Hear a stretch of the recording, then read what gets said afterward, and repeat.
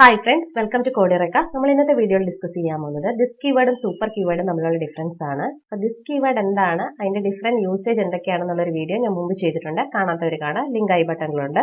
അതുപോലെ സൂപ്പർ ക്ലാസിന്റെ ഒരു ഇൻട്രൊഡക്ടറി വീഡിയോ, സൂപ്പർ കീവേർഡിനെ കുറിച്ചുള്ള ഒരു ഇൻട്രൊഡക്ടറി വീഡിയോ മുമ്പ് ചെയ്തിട്ടുണ്ട്. അതും റെഫർ ചെയ്യാം. ഓക്കെ, അപ്പോൾ മെയിൻ ആയിട്ട് ഇത് രണ്ടും തമ്മിലുള്ള ഡിഫറൻസ് എന്താണെന്ന് വെച്ച് കഴിഞ്ഞാൽ ദിസ് കീവേർഡ് കറന്റ് ക്ലാസ് ഇൻസ്റ്റൻസിനെ റെഫർ ചെയ്യാൻ വേണ്ടിയിട്ടാണ് യൂസ് ചെയ്യുന്നത്.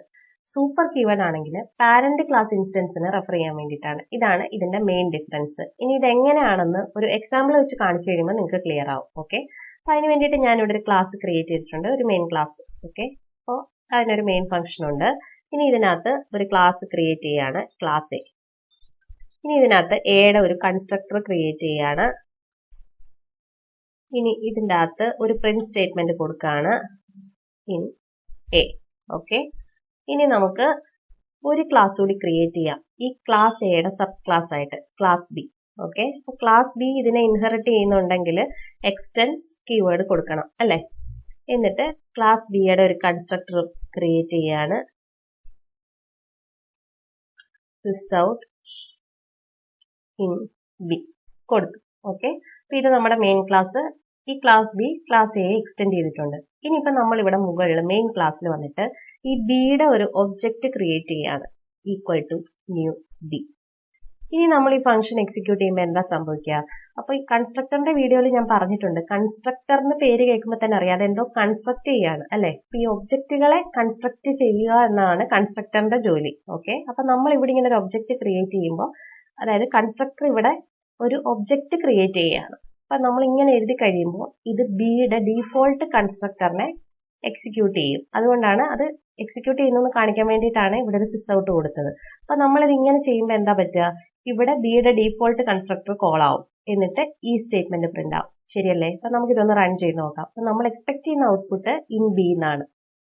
ഇതാ ഇൻ ബി വന്നു, പക്ഷെ ഇൻ എ എന്ന് പറഞ്ഞ ഈ എയുടെ ക്ലാസ്സിലെ കൺസ്ട്രക്ടറിലെ സ്റ്റേറ്റ്മെന്റും വന്നിട്ടുണ്ട്. ഇതെന്തായിരിക്കും ഇങ്ങനെ വന്നത്? നമ്മൾ ക്രിയേറ്റ് ചെയ്തത് ബിയുടെ ഒബ്ജക്റ്റ് ആണ്, അപ്പോൾ ഇത് മാത്രമാണ് വരേണ്ടത്. ശരിയല്ലേ? അപ്പൊ ഇതെന്താ സംഭവിച്ചതെന്ന് വെച്ച് കഴിഞ്ഞാൽ, നമ്മുടെ ക്ലാസ് ഏതെങ്കിലും ക്ലാസ്സിനെ ഇൻഹെറിറ്റ് ചെയ്തിട്ടുണ്ടെങ്കിൽ ആ ക്ലാസ്സിലെ കൺസ്ട്രക്ടേഴ്സും കോൾ ആവും. മനസ്സിലായല്ലോ? ഇവിടെ ഇപ്പൊ എ എക്സ്റ്റെൻഡ് ചെയ്തിട്ടുണ്ട്, അതുകൊണ്ടാണ് അതിന്റെ കൺസ്ട്രക്ടറും കോൾ ആയത്.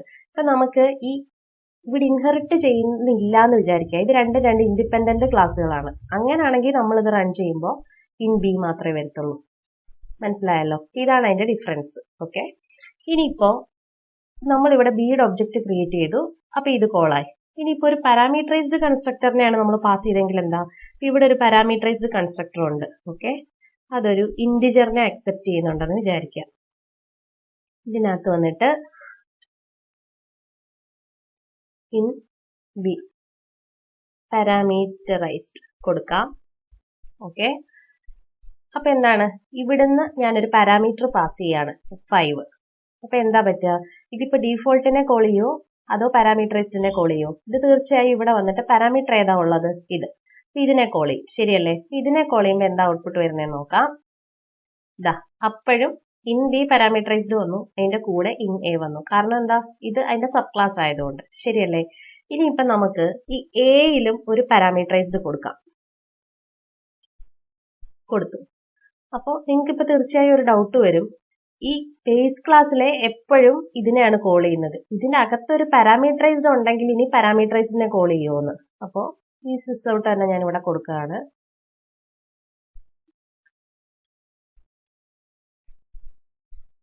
അതായത് എപ്പോഴും ഇത് എക്സ്റ്റെൻഡ് ചെയ്തിരിക്കുന്നത് കൊണ്ട് ഇതിനാണല്ലോ കോൾ ചെയ്യുന്നത്. ഇനി നമ്മളിവിടെ ഒരു പാരാമീറ്ററൈസ്ഡ് കൺസ്ട്രക്ടറിനെ കോൾ ചെയ്യുമ്പോൾ തീർച്ചയായും ബേസ് ക്ലാസിന്റെ പാരാമീറ്ററൈസ്ഡിനെ അല്ലേ കോൾ ചെയ്യേണ്ടതെന്ന് നിങ്ങൾക്ക് ഒരു ഡൗട്ട് വരും. ഇനി അതില്ലാത്തത് കൊണ്ടാണോ ഇതിനെ കോൾ ചെയ്യുന്നത്? അപ്പൊ നമുക്കിത് എക്സിക്യൂട്ട് ചെയ്ത് നോക്കാം. ഇതാ ഇത് എക്സിക്യൂട്ട് ചെയ്തപ്പോഴും ഈ ബേസ് ക്ലാസിന്റെ ഡീഫോൾട്ടിനെയാണ് കോൾ ചെയ്തിരിക്കുന്നത്. ഒബ്ജക്റ്റ് ഏതാണോ ക്രിയേറ്റ് ചെയ്തത് അത് പാരാമീറ്ററൈസ്ഡോ ഡീഫോൾട്ടോ അതിനെ ബേസ് ചെയ്ത് ഇവിടെ മാറുന്നുണ്ട്. ഇതെന്തായിരിക്കും എപ്പോഴും ഇതിനെ കോൾ ചെയ്യുന്നത്? അതിന്റെ ആൻസർ എന്താണെന്ന് വെച്ച് കഴിഞ്ഞാൽ, ഇപ്പോൾ നമ്മൾ എഴുതിയാലും എഴുതിയില്ലെങ്കിലും ഒരു കൺസ്ട്രക്ടറിനകത്തെ ഫസ്റ്റ് സ്റ്റേറ്റ്മെന്റ് എന്ന് പറയുന്നത് സൂപ്പർ ആയിരിക്കും. അതായത് ഒരു കൺസ്ട്രക്ടറിനകത്ത് അത് എൻ്റർ ചെയ്യുമ്പോൾ നമ്മൾ അവിടെ എഴുതി കൊടുത്തിട്ടുണ്ടെങ്കിലും ഇല്ലെങ്കിലും ആദ്യമായിട്ട് എക്സിക്യൂട്ട് ചെയ്യുന്ന കമാൻഡ് എന്ന് പറയുന്നത് സൂപ്പർ ആയിരിക്കും. അത് ബേസ് ക്ലാസ് ആയിക്കോട്ടെ സബ് ക്ലാസ് ആയിക്കോട്ടെ. ഓക്കെ, എല്ലാത്തിനും ഇതിന്റെ ആദ്യത്തെ സ്റ്റേറ്റ്മെന്റ് എന്ന് പറയുന്ന കൺസ്ട്രക്ടറിനകത്ത് സൂപ്പർ ആയിരിക്കും. ഇവിടെ ഉണ്ട്, അതുപോലെ നമ്മുടെ എ ക്ലാസ്സിലും ഉണ്ട്. ഓക്കെ, കൺസ്ട്രക്ടറിന്റെ ഫസ്റ്റ് സ്റ്റേറ്റ്മെന്റ് എന്ന് പറയുന്നത് സൂപ്പർ ആണ്. അപ്പൊ എന്താ പറ്റുക, ഇപ്പൊ ഇവിടുന്ന് ഈ പാരാമീറ്ററൈസ്ഡിനെ കോൾ ചെയ്യുന്നു, ശരിയല്ലേ? അപ്പൊ ഇത് ഇവിടെ വന്നു. ഇവിടെ വരുമ്പോൾ ഇത് ആദ്യം കാണുന്ന ലൈൻ എന്ന് പറയുന്നത് സൂപ്പർ ആണ്. അപ്പൊ എന്ത് പറ്റും, ഈ സൂപ്പർ ക്ലാസ്സിനെ കോൾ ചെയ്യും, എന്നിട്ട് ഇത് പ്രിന്റ് ചെയ്യും, അതിനുശേഷം ഇത് പ്രിന്റ് ചെയ്യും. മനസ്സിലായല്ലോ? ഇനിയിപ്പോ ഇവിടെ ഒന്നും കൊടുത്തില്ല എന്ന് വിചാരിക്കുക. അപ്പൊ എന്താ പറ്റുക, ഇത് ബിയുടെ ഡീഫോൾട്ടിനകത്ത് വരും. അവിടെയും കാണുമ്പോൾ എന്താണ്, ആദ്യം കാണുന്ന സ്റ്റേറ്റ്മെന്റ് സൂപ്പർ ആണ്. അപ്പൊ എന്ത് പറ്റും, ഇവിടെ വരും, എന്നിട്ട് ഈ സ്റ്റേറ്റ്മെന്റ് പ്രിന്റ് ആവും, എന്നിട്ട് നെക്സ്റ്റ് സ്റ്റേറ്റ്മെന്റ് പ്രിന്റ് ആവും. അപ്പൊ നിങ്ങൾക്ക് ഒരു ക്വസ്റ്റ്യൻ വരാം, അപ്പൊ ഈ എയുടെ പാരാമീറ്ററൈസിനെ കോൾ ചെയ്യാൻ ഒരു വഴിയില്ലേന്ന്. തീർച്ചയായും വഴിയുണ്ട്. ഇതിപ്പോ എന്റർ ചെയ്യുമ്പോൾ ഇപ്പൊ എന്താ പറ്റുക, ഇതിപ്പോ ഡീഫോൾട്ട് കൺസ്ട്രക്ടറിനെ അല്ലേ കോൾ ചെയ്തത്. അപ്പൊ നമ്മൾ തിരിച്ചിപ്പോ ഒരു പാരാമീറ്ററൈസ്ഡ് കൺസ്ട്രക്ടറിനെ കോൾ ചെയ്യുന്നു എന്ന് വിചാരിക്കാം. അപ്പൊ ഇവിടെ 5 പാസ് ചെയ്തു. ഓക്കെ, അപ്പൊ എന്ത് പറ്റും, അത് ഇവിടെ വരും, ശരിയല്ലേ? ഇനി ഇവിടെ വരുമ്പം സൂപ്പറിന്റെ ഡീഫോൾട്ടിനെയാണ് കോൾ ചെയ്യുന്നത്. പാരാമീറ്ററൈസ്ഡിനെ കോൾ ചെയ്യണമെങ്കിൽ ഈ സൂപ്പറിനകത്ത് ഒരു പാരാമീറ്റർ കൊടുത്താൽ മതി. അപ്പോ ഇതാ എയുടെ പാരാമീറ്ററൈസ്ഡ് ഇതെന്ത് പറ്റും എന്ന് വെച്ച് കഴിഞ്ഞാൽ സൂപ്പറിനെ കോൾ ചെയ്യും, അവിടെ ഒരു പാരാമീറ്ററൈസ്ഡ് ഉണ്ടെങ്കിൽ അത് എക്സിക്യൂട്ട് ആവും, അതിനുശേഷം ഇത് എക്സിക്യൂട്ട് ആവും. മനസ്സിലായല്ലോ? ഓക്കെ, ഇപ്പൊ നിങ്ങൾക്ക് തിരിച്ചും കോൾ ചെയ്യാം. ഇപ്പൊ ഇവിടെ ഡീഫോൾട്ട് കൺസ്ട്രക്ടർ ബിയുടെ ഡീഫോൾട്ട് കൺസ്ട്രക്ടറിനെ നമ്മൾ കോൾ ചെയ്തു. അപ്പൊ ഇത് ഇവിടെ വന്നു. ഇതിന്ന് എയുടെ പാരാമീറ്ററൈസിനെ കോൾ ചെയ്യാം. അപ്പൊ എന്താ പറ്റുക, ഇതിനകത്ത് എന്തെങ്കിലും ഒരു പാരാമീറ്റർ കൊടുത്താൽ മതി. സൂപ്പർ ഓഫ് എന്തെങ്കിലും ഇന്റിജർ പാരാമീറ്റർ അല്ലേ ഇവിടെ അക്സെപ്റ്റ് ചെയ്യുന്നത്. അപ്പൊ ഇതെന്ത് പറ്റും, ആദ്യം ബിയെ കോൾ ചെയ്യുമ്പോൾ സൂപ്പർ ക്ലാസിന്റെ പാരാമീറ്ററൈസ്ഡ് കൺസ്ട്രക്ടർ കോൾ ആവും. അപ്പൊ ഇത് എക്സിക്യൂട്ട് ആവും, എന്നിട്ട് ഇൻ ബി എക്സിക്യൂട്ട് ആവും. ഇതായത് റൺ ചെയ്ത് കാണിക്കാം. ഇൻ എ പാരാമീറ്ററൈസ്ഡ് വന്നു, അതിനുശേഷം ഇൻ ബി. ഓക്കെ, ഇനിയിപ്പോ നിങ്ങൾക്ക് ഒരു ഡൗട്ട്, നിങ്ങൾ ശ്രദ്ധിച്ചിട്ടുണ്ടോന്ന് അറിയില്ല, ഞാൻ ഇപ്പൊ പറഞ്ഞു എല്ലാ കൺസ്ട്രക്ടറിനകത്തും ഫസ്റ്റ് സ്റ്റേറ്റ്മെന്റ് എന്ന് പറയുന്നത് സൂപ്പർ ആയിരിക്കും, നമ്മൾ എഴുതി കൊടുത്താലും ഇല്ലെങ്കിലും. അപ്പൊ ഇവിടെ നമ്മൾ സൂപ്പർ എന്ന് എഴുതുമ്പോൾ ഇത് ബേസ് ക്ലാസ്സിനെ കോൾ ചെയ്യും. ഈ എക്ക് വേറെ ബേസ് ക്ലാസ് ഒന്നുമില്ല. അപ്പൊ ഇത് സൂപ്പർ കൊടുക്കുമ്പോൾ ഇത് ഏതിനെയാണ് കോൾ ചെയ്യുന്നത് എന്നൊരു ഡൗട്ട് വരാം. അപ്പോൾ അതിന്റെ ആൻസർ ആണ്, നമ്മുടെ ജാവയ്ക്കകത്തെ എല്ലാ ക്ലാസ്സിന്റെയും പാരന്റ് ക്ലാസ് എന്ന് പറയുന്നത് ഒബ്ജക്റ്റ് ക്ലാസ് ആണ്. ഓക്കെ, അതായത് എല്ലാ ക്ലാസ്സിന്റെയും പാരന്റ് ക്ലാസ് ഏതാണെന്ന് ചോദിച്ചാൽ ഒബ്ജക്റ്റ്.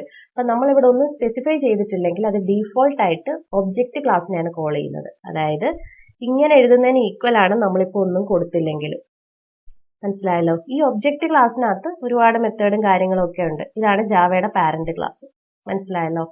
അപ്പോ ഇവിടെ കൊടുത്തു കഴിഞ്ഞാൽ ഇത് ഓട്ടോമാറ്റിക് ആയിട്ട് ഇവിടെ ആയിരിക്കും റെഫർ ചെയ്യുന്നത്. ഇനിയിപ്പോ ഒരു ക്വസ്റ്റ്യനും കൂടിയുണ്ട്. അതായത് നമുക്കിപ്പോ ഒരു ക്ലാസ്സിന്റെ 2 കൺസ്ട്രക്ടറിനെ ഒന്നിച്ച് കോൾ ചെയ്യാൻ പറ്റുമെന്ന്. അതായത് നമ്മൾ ഇങ്ങനെയാണ് ഡീഫോൾട്ട് കൺസ്ട്രക്ടർ ക്രിയേറ്റ് ചെയ്യുമ്പോൾ, അതായത് ഇങ്ങനെ ക്രിയേറ്റ് ചെയ്യുമ്പോൾ ഇതിന്റെ ഡീഫോൾട്ട് കൺസ്ട്രക്ടർ കോൾ ആവും. എന്തെങ്കിലും പാരാമീറ്റർ പാസ് ചെയ്താൽ അത് കോൾ ആവും. ഇനിയിപ്പോ രണ്ടും കൂടി കോൾ ചെയ്യണമെങ്കിൽ എന്താണ്, ഇതിന്റെ ഒരു ഒബ്ജക്റ്റ് കൂടെ ക്രിയേറ്റ് ചെയ്തിട്ട് പാരാമീറ്റർ ഉള്ള ഒരെണ്ണം കൊടുക്കണം അല്ലേ?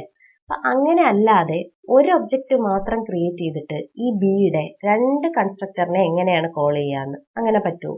തീർച്ചയായും പറ്റും. അതിനാണ് ദിസ് കീവേഡ്. ഓക്കെ, അപ്പൊ ഇതെന്താ ചെയ്യേണ്ടതെന്ന് വെച്ച് കഴിഞ്ഞാല്, ഇപ്പൊ നമ്മളിപ്പോ ഉദാഹരണം പറഞ്ഞാൽ പാരാമീറ്ററൈസ്ഡിനെയാണ് കോൾ ചെയ്യുന്നതെന്ന് വിചാരിക്കുക. അപ്പൊ എന്ത് പറ്റും, ഇത് ഈ പാരാമീറ്ററൈസ്ഡ് കൺസ്ട്രക്ടറിൽ വരും, ശരിയല്ലേ? അപ്പൊ എന്താണ്, ആദ്യത്തെ സ്റ്റേറ്റ്മെന്റ് എന്ന് പറയുന്നത് സൂപ്പർ ആണ്. അപ്പൊ ഇത് പോയിട്ട് എയുടെ ഇത് എക്സിക്യൂട്ട് ചെയ്യും. അപ്പൊ ആദ്യം ഇൻ എ പ്രിന്റ് ആവും. അത് കഴിഞ്ഞ് നമുക്കിപ്പോ ഇതിനെ കൂടെ പ്രിന്റ് ചെയ്യിക്കണമെങ്കിൽ എന്താ ചെയ്യാ, ഇവിടെ ദിസ് എന്ന് കൊടുത്താൽ മതി. ദിസ് എന്ന് പറയുമ്പോൾ കറണ്ട് ക്ലാസ്സിനെ റെഫർ ചെയ്യാൻ വേണ്ടിയിട്ടാണ്, കറണ്ട് ക്ലാസ് ഇൻസ്റ്റൻസിനെ. അപ്പൊ ആദ്യം ഇന്നേ പ്രിന്റ് ആവും, അതിനുശേഷം ഇത് പ്രിന്റ് ആവും, അതിനുശേഷം ഇത് പ്രിന്റ് ആവും. നമുക്ക് നോക്കാം. ഇത് ഞാൻ പറഞ്ഞല്ലോ, സൂപ്പർ ഇപ്പൊ നമ്മൾ കൊടുത്തിട്ടില്ലെങ്കിലും അത് സൂപ്പർ ക്ലാസിന്റെ അതിനെയായിരിക്കും കോൾ ചെയ്യുന്നതെന്ന് ഡീഫോൾട്ട് ആയിട്ട്. അത് കഴിഞ്ഞ് ദിസ് കീവേഡ് കൊടുത്തത് കൊണ്ട് ഇത് കോളായി, അതിനുശേഷം ഇത് എക്സിക്യൂട്ട് ആയി. ഓക്കെ, തിരിച്ചു കോൾ ചെയ്യണമെങ്കിലും നമുക്ക് പറ്റും. അപ്പൊ ഇതാണ് ദിസ് കീവേഡിന്റെ യൂസേജ്. ഇപ്പം നമുക്ക് ഇതിന് എത്ര കൺസ്ട്രക്ടർ ഉണ്ടെങ്കിലും അത്ര ഒബ്ജക്റ്റ് ക്രിയേറ്റ് ചെയ്യാതെ തന്നെ ഇതിനകത്ത് എല്ലാത്തിനെയും നമുക്ക് കോൾ ചെയ്യാൻ പറ്റും. അപ്പോൾ വീഡിയോ ഇഷ്ടപ്പെട്ടെന്ന് വിചാരിക്കുന്നു. എന്തെങ്കിലും ഡൗട്ട് ഉണ്ടെങ്കിൽ കമന്റ് ബോക്സിൽ കമന്റ് ചെയ്താൽ മതി. Thank you.